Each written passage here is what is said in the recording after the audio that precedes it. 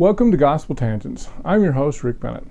Please consider donating or purchasing a transcript by going to our website, gospeltangents.com/shop. You'll help support other documentaries and podcasts such as this. We're continuing our conversation with Dr. Darron Smith of the University of Memphis. In this episode, we're going to ask the question, how does BYU's graduation rate stack up with other colleges? I think the answer may surprise you. Let's talk about the graduation rate at BYU. One of the things that caught me off guard was the BYU had the worst graduation for black athletes in all of the NCAAs. And Utah State, two schools just up north, were, I believe, with the national average. Yeah. So, what is it that BYU can do better to help more black athletes especially, or just black students in general, graduate? I think you said it well, more of a pastoral role. I think you said it. I think, they have to shepherd these young people. But white people can't do that by themselves. They have to have people who look like these young men to do that. So recruiting people like France Davis or somebody like that. Mormons, other members of the church, non-Mormons, who fit in with the culture here, who want to be here, individuals like that, or grow your own, and they've been doing that. They've been growing their own. Why not bring Kalen Hall back? Why not bring Jamal? I know Jamal's working there. I think he used to work there, at least in the athletic department. He was working as an advisor, so that's a good thing. Jamal has not always been Mormon, so he can still remember when he wasn't Mormon, right? So he might be able to help and bridge some gaps there. So if you can't bring them in or recruit them in, then grow them. We have fantastic resources in the church who are black that are former athletes. I personally know who would be, dynamite if they would do it. So there's resources there. So the church should take, or BYU should take more of a pastoral role. I think that's a fantastic, and work in collaboration with the Marian School. Use your resources, use your connections. Show that you care. You can improve this. Because, the lowest in the state, I was surprised to see that. Very surprised to see that. And it's see what I'm saying? Rick, so the data, all of that data, plus the GSR scores, plus the story is becoming clearer. Then when you ask the athletes, well, what did they tell you when you came here? What did they tell you? Well, they sort of velvet gloved I heard that so many times, man. So after a while, you say, well, damn, that must be, that really must happen to these guys. They keep saying it. I keep hearing it independently from different people saying they kind of velvet gloved it. Well, they didn't really say the real story. We didn't really know that it was going to be, swift, harsh discipline. We didn't know that. Had we known that, we maybe would have thought differently about coming there. So they kind of velvet gloved that, and so that was deceitful and deceptive. And so, like the former coach, or the coach who is connected with both schools said, we brought the kids' families in. We showed them the city. We showed them what their kids would be doing. We really tried to make them a part of this experience, right? And we had better results. They don't do that here. Mm-hmm. They can learn a lesson from their neighbors to the north. Having said that, they come from urban America. They come here and they expect to be treated like most athletes across the country decently, to be given an opportunity to have at an education, which many of them don't get. Many of these young men, they get here, they're not prepared to be here. Let's just be straight up. Not through no fault of their own, but through the circumstances of race and living in a society that doesn't value education, much public education at least, and of course the education of black children. So you have all of these things working to the detriment of young men who are accepted to BYU and other predominantly white campuses at a much higher rate than non-athletes. Right. So if I went to a terrible school that didn't have all the same academic preparation that the school across the tracks had, I'm coming to this institution with a deficit. I don't have the same ability to argue, to think critically, to read critically, to comprehend what I'm reading. So a lot of these young men that I personally knew when they're at BYU, but also teaching at Memphis, I teach student athletes as well, and I see many of the same struggles. These young folks are using their athletic ability to get themselves out of their circumstances, them and their families out of circumstances of being black, living in poverty, and having to live in circumstances that many of us, wish we wouldn't, wish others, at least I hope, wouldn't have to go through. I think their experiences speak to the gross degree of inequality that exists within our country, economically, but also racially and otherwise. And so this is a result, the proliferation of black athletes in college, into Division I college sports, and not just Division I, Division II, Division III, all throughout Division I athletics, is a result of the failure of American public schools to truly educate blacks on their own terms, right? And to give them access to what whites take for granted is a decent education, right? So why we see these young men and why we like to see them play, and we get excited when we see black athletes play, because they bring a style of play into competition that whites don't bring generally. And if whites do bring it, they've gotten it from blacks. They're imitating blacks.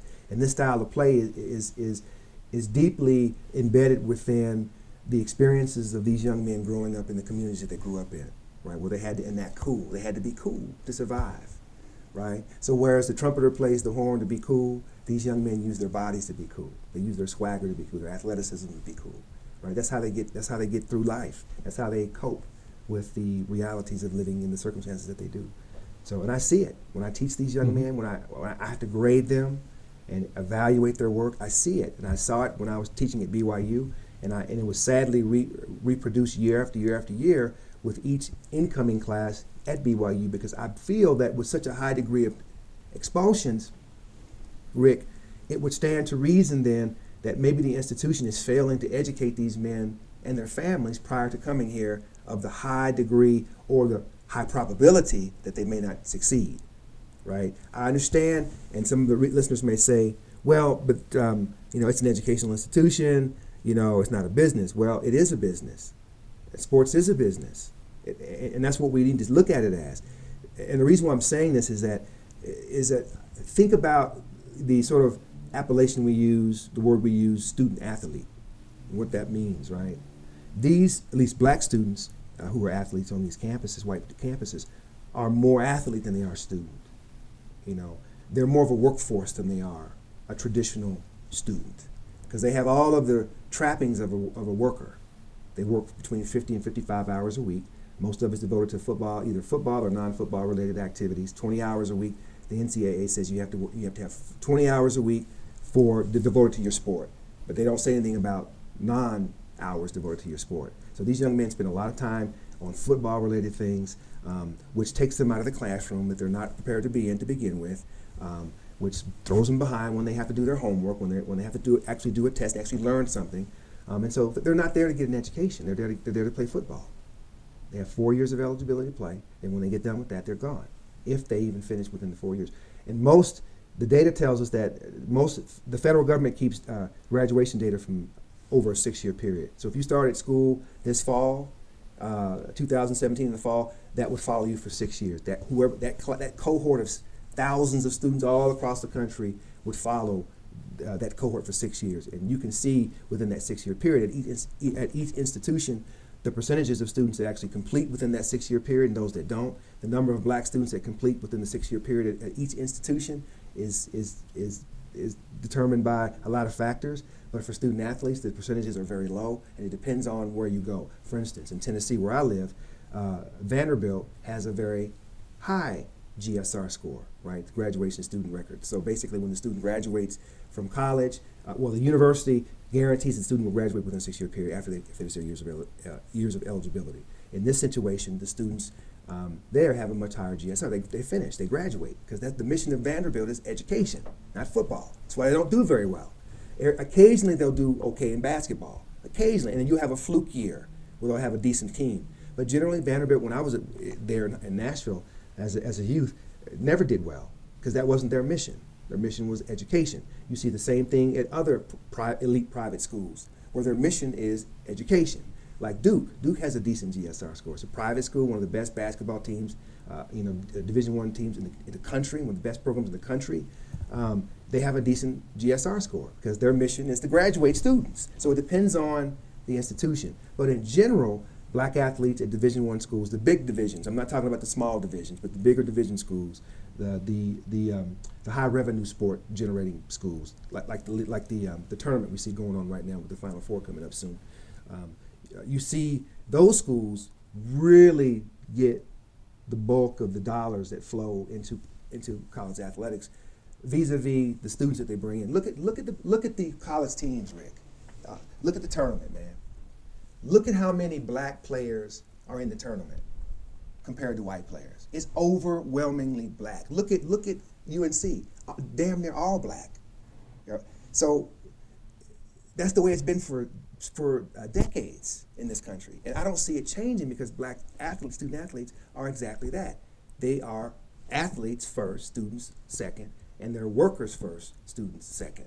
They're not there to get an education. Mm-hmm. So let's quit that fallacy. So this brings me to the point with BYU. How much time do I got left? No, you got plenty of time. Okay. We're going to be here a while. Yeah. Here's the thing with BYU. Because of BYU's mission, because of what it professes to be, and for the listeners, you know what I'm talking about. For those who are members of the church, you know what I'm talking about. The mission of saving souls. It would seem to me that would supersede the business of sport, even at BYU. But what we see there is what we see at all PWIs, predominantly white institutions, is the same business plan and the same ways of generating resources and revenue that we see elsewhere. We see no hint of gospelism there. We see no hint of helping these young men, recognizing. I've got great colleagues still at BYU that work there who've done good studies looking at urban America, looking at blacks in America, from various vantage points. We know where most of these young people come from. We know that. So wouldn't it then behoove us to be better than the next guy, the next gal? I hope you enjoyed our discussion about graduation rates at BYU. In our next conversation, we'll talk about the honor code. How does that affect black students? Did you know that of those expelled, 80% are black, despite the fact that just 9% of the student body is black? It seems like that's a pretty wide disparity. What are some things that could be done to help BYU?